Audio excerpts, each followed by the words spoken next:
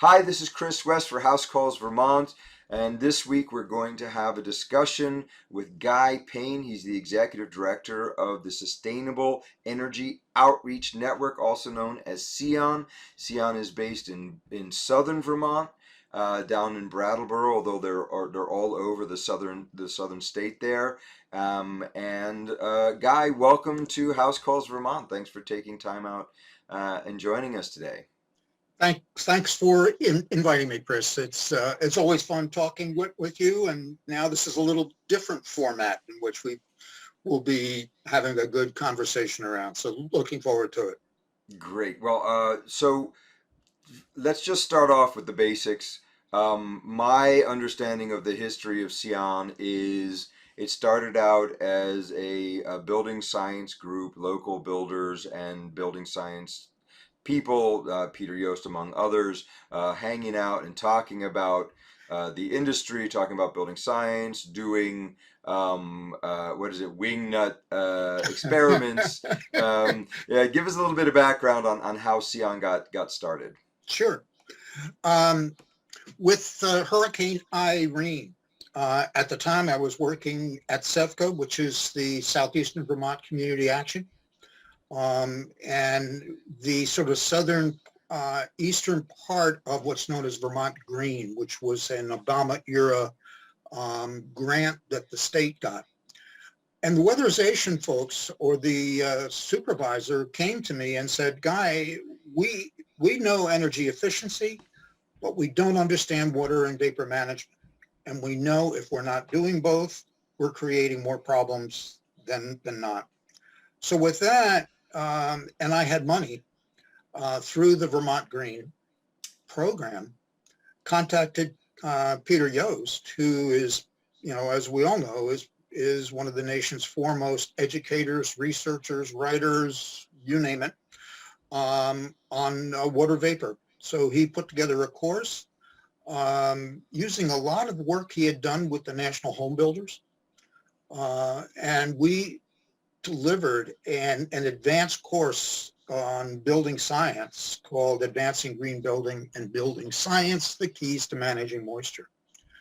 We delivered that two times in the Brattleboro area, once up in Chittenden County, once down at Greenfield Community College. And after that, the builders said this was the best course they ever had on building science, but they needed a forum whereby they can gather and discuss difficult issues that they find on the job.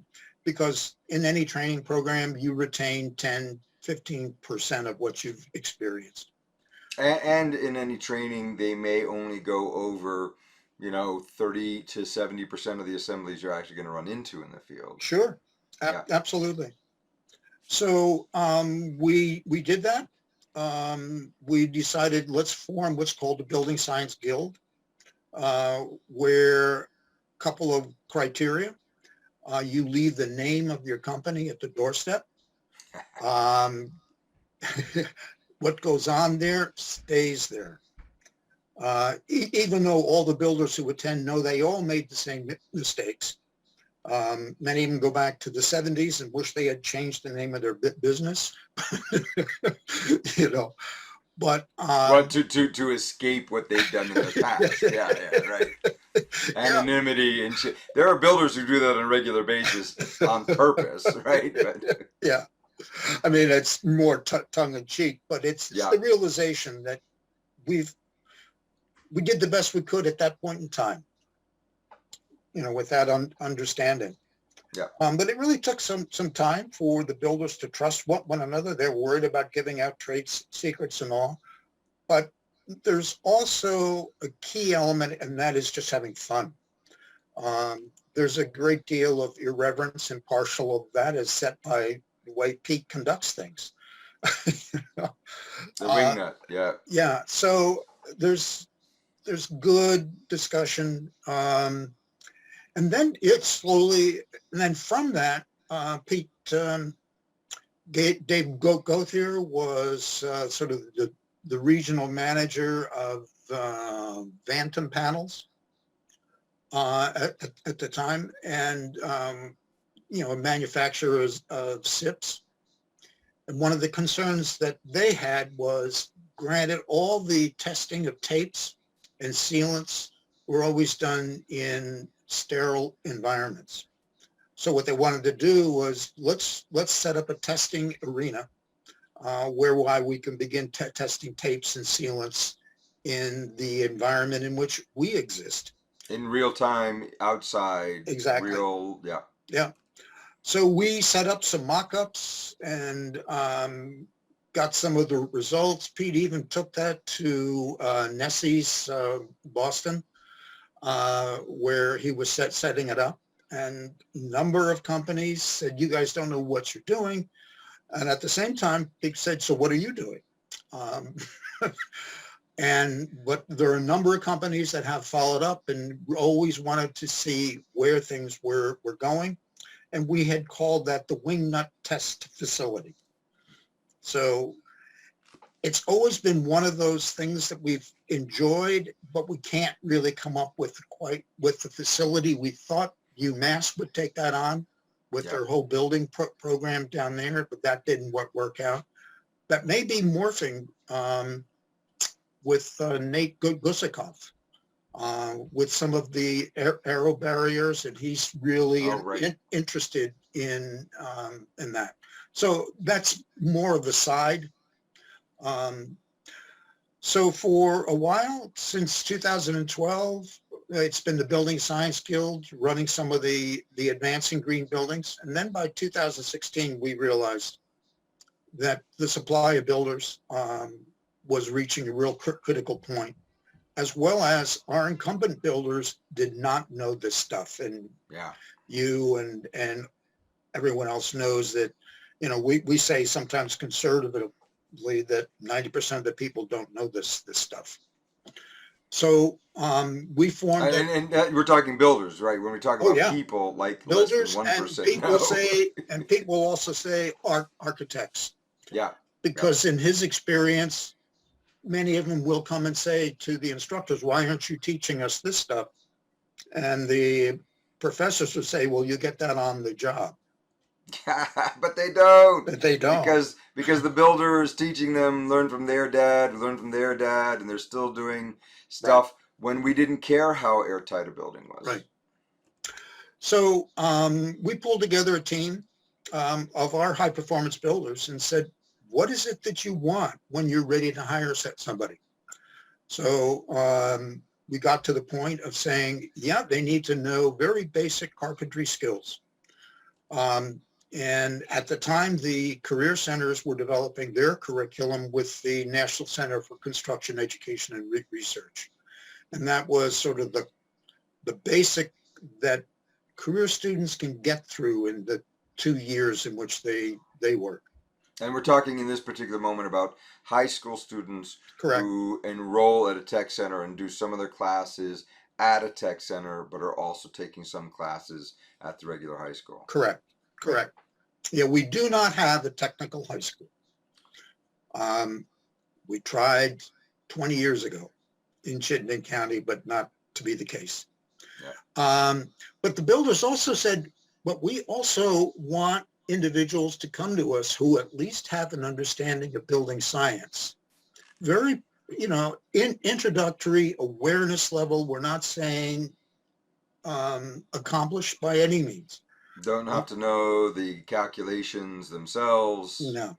Yeah. No, and you don't have to explain your understanding of building science to a homeowner. I mean, you're not there yet. So we put together a series of objectives.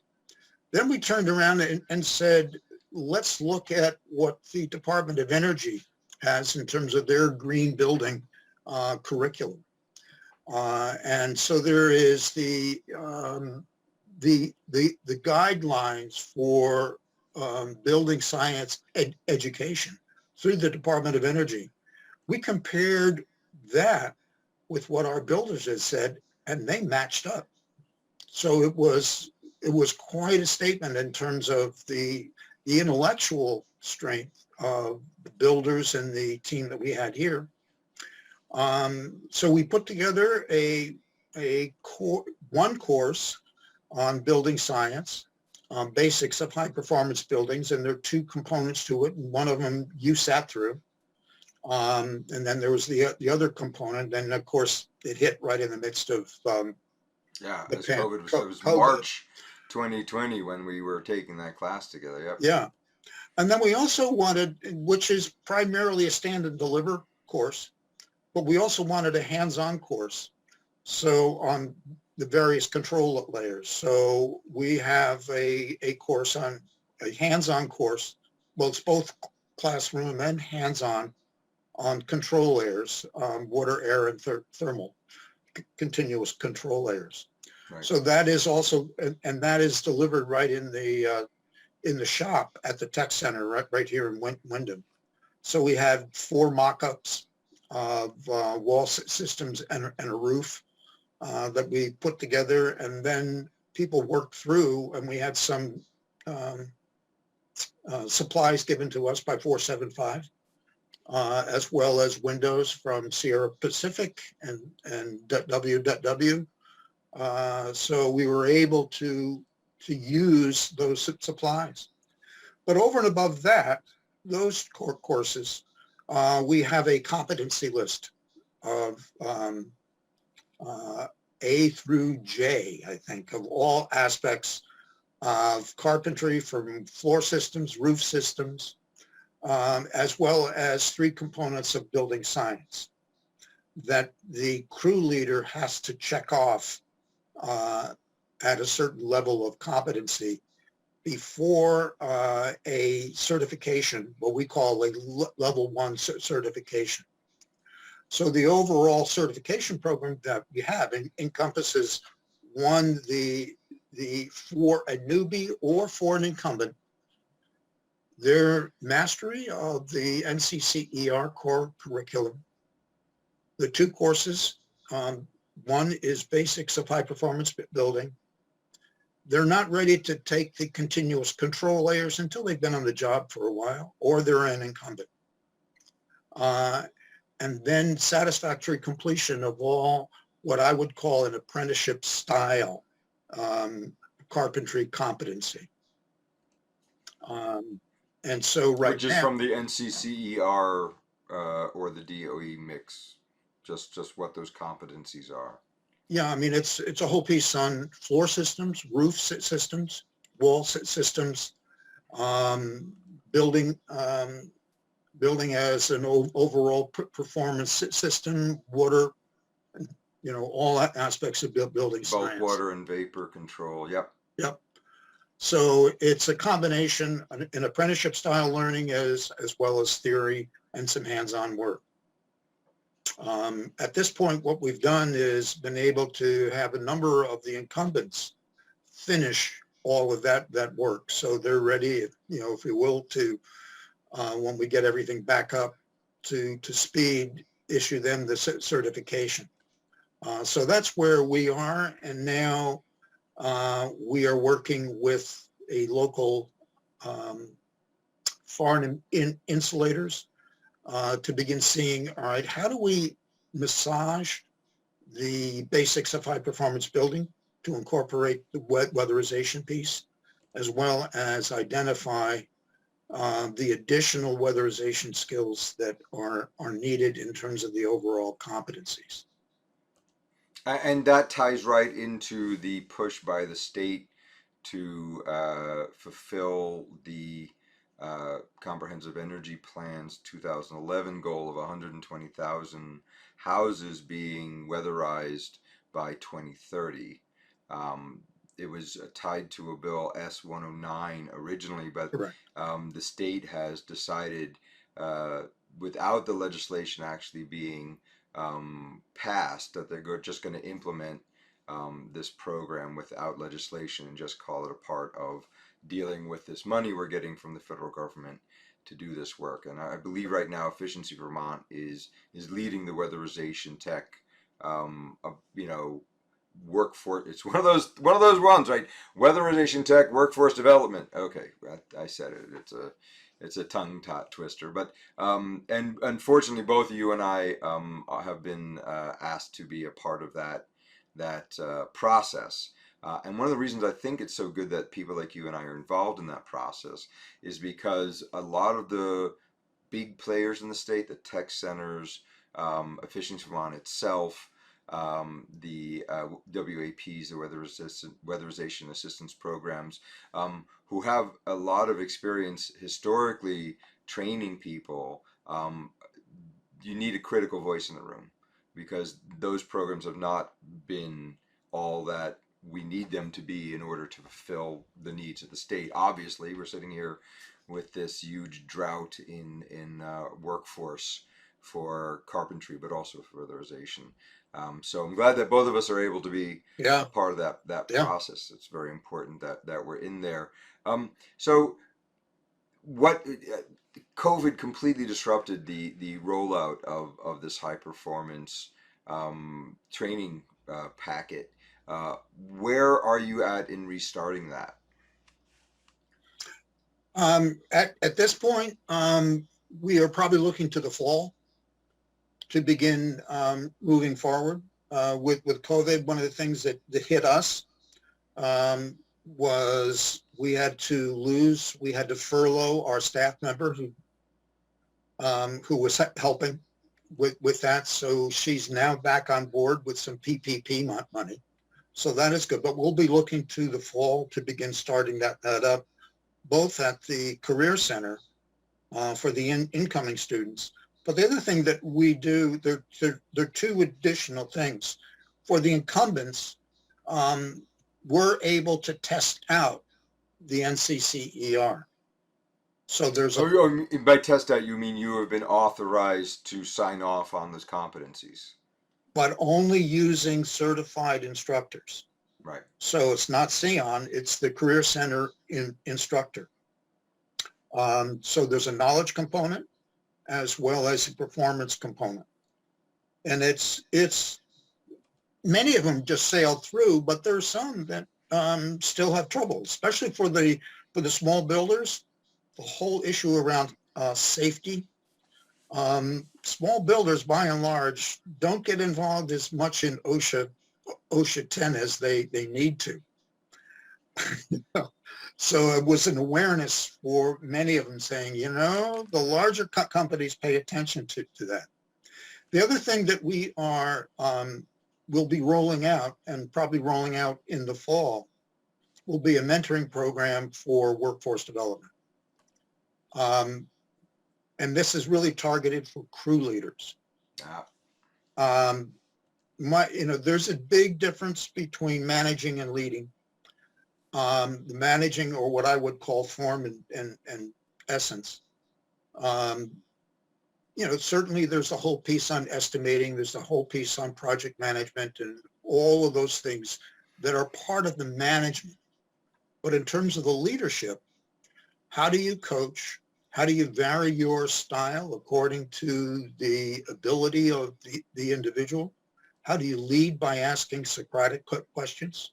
So that Wait a second. Did you just say the word Socratic in a discussion about building science? I am now completely in love with you. That's my other ballywick. Building science is one side and philosophy is the other. So you got me hooked. Go. We'll have a hug when we get together again. All right. Both fully vaccinated. Yeah, I mean, part of it is people coming out of school and Vermonters, they're not really good at responding to questions. They would just as soon sit in the back of the room and absorb it. We need to break through that. And the leaders have to be prepared to learn, how do you ask the open-ended question that probes one's understanding of what it is they're working at and why are they doing it? What's the implication? What's the upstream effect? What's the downstream effect? All of those questions that a leader, not to necessarily put them on the spot, but to really help them see the depth of the industry in which we're in, and do it in a respectful way. That reminds me of a story. We're both friends of Ward Smith and have known Ward for years. But Yeah. there's a famous moment where I was talking with Ward about something, and he was relaying a story which I've told on the show before, which is Ward was looking at a guy. The guy was on a roof shingling, and Ward said, "What are you doing?"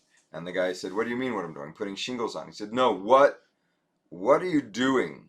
And the guy's like, "What are you talking about? I'm nailing shingles up." He said, "No, you are installing a bulk water protection layer.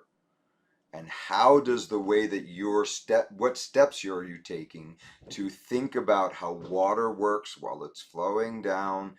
And that, Ward was kind of gotchaing the guy in that one question Right. as well. But the open-ended question, now that you understand that I'm talking about not what are you physically doing right this minute, having a nail and a hammer, but what are you doing as far as one of the important protective layers of the building, or the bulk water control, and how do you think about how having that nail and that hammer is adding to or possibly even preventing that control layer from working the way it was designed. So that is I always Exactly. bring that up when people are saying, "What are you doing?" Well, I'm standing here. Right? No, what are you doing? Okay. What I mean is, how is what you're doing helping us protect the house from bulk water? And, you don't lap, a shingle like this and put the other shingle like that on top of it because the water will get under it. Flashing has to be done in a certain order.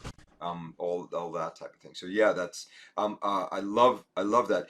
One of the and I think it's important to teach that because it is a skill, right? Oh, it is. And It is. I and mean, you know, and I know that the natural tendency is to give an instruction and then ask a closed-ended question.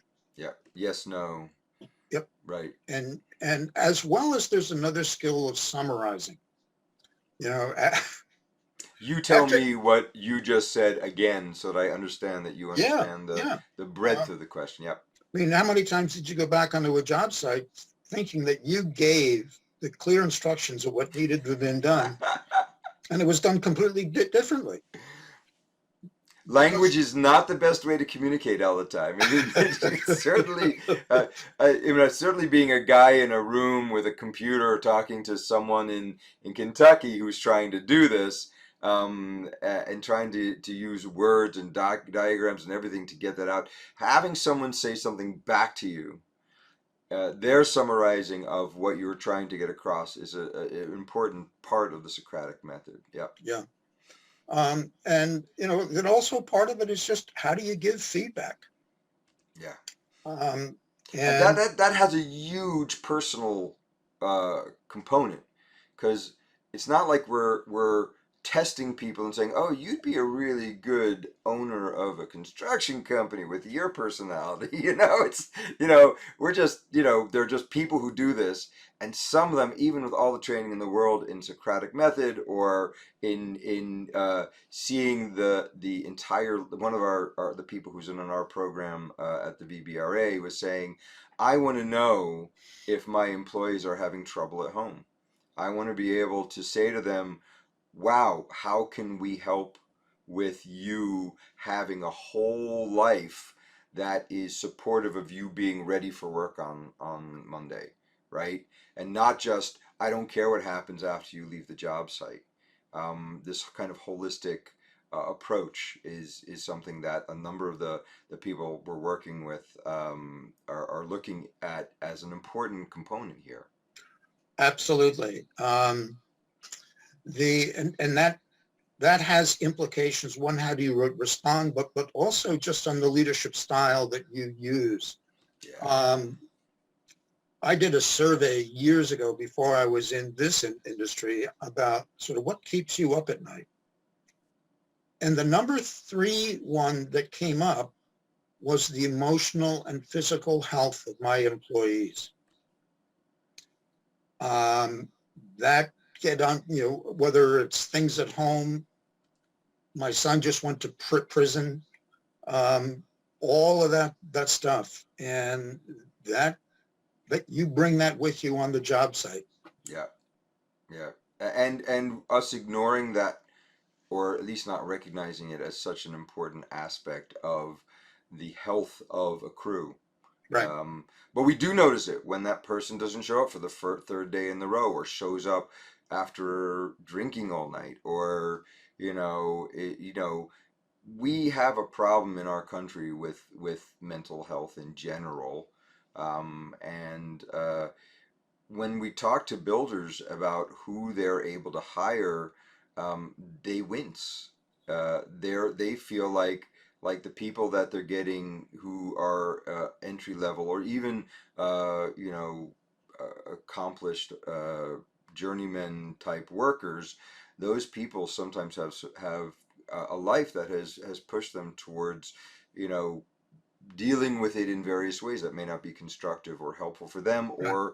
or for them as an employee, and that's a hard one to get over, and we don't have a good system in our state or in our country to give those people the support that they deserve. So you guys are getting back up. You guys are going to have courses going again. There's a lot of initiatives happening in the state right now, about and in and around why don't we have an effective, um, what was I calling it?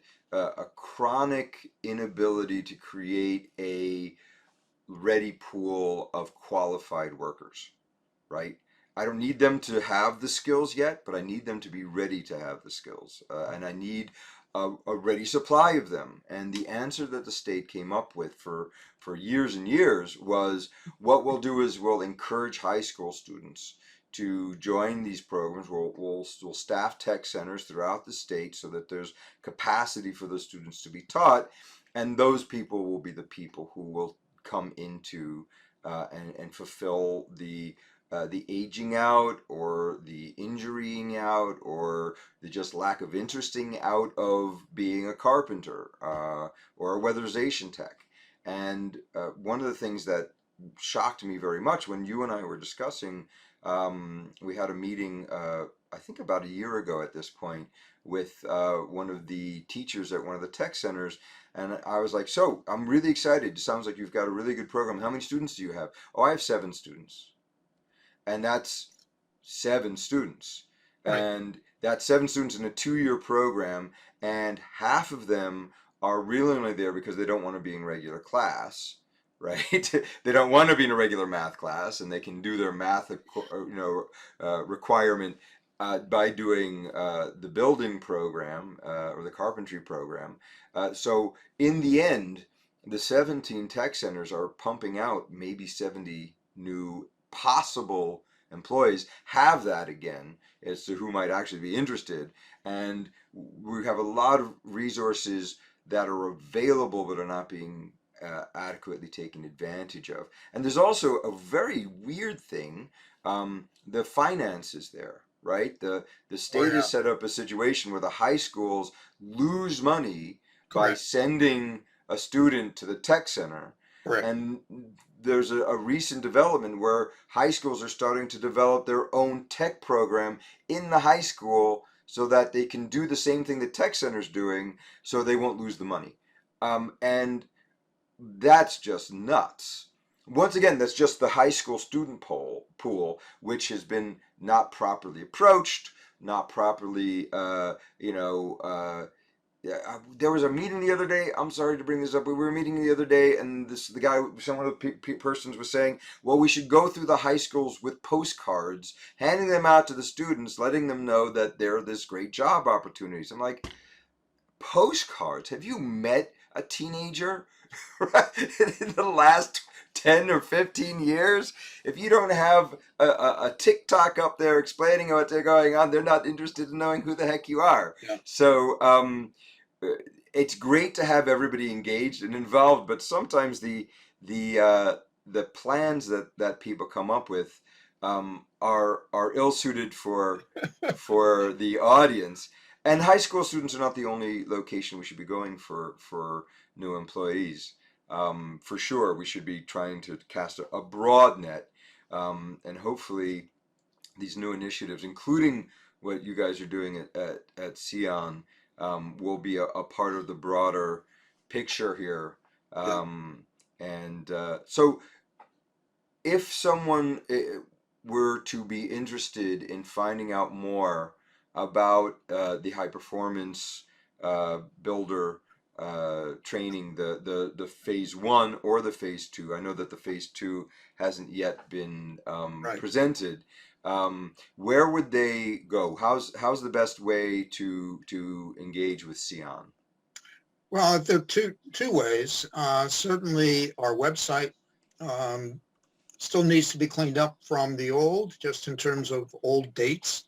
Um, but on the website, you'll begin seeing the breadth of what we do, not just the training programs, but we also put on the Sustainable Home Tour that is coming up in November.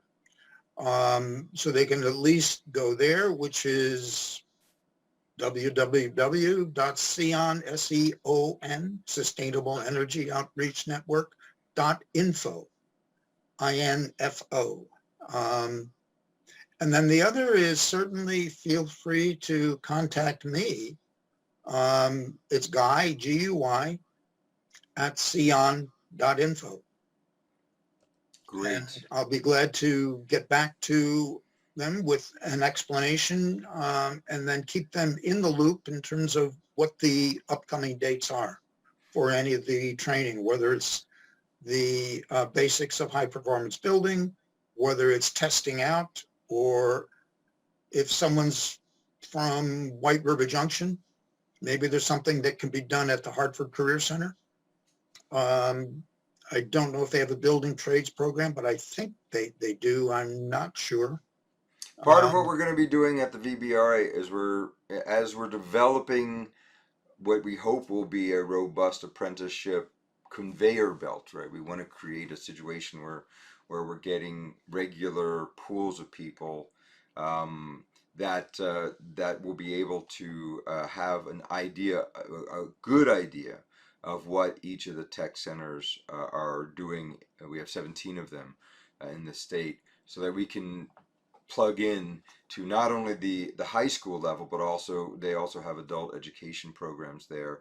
They have locations, they have places, they have teachers who, if they aren't up to date on exactly what we want them to be training from the building science point of view, are certainly trainable to be able to do that. I think they're all doing OSHA 10, and they all are at least up to date on the OCCER requirements. So hopefully we can have a concerted statewide effort to fix this chronic issue.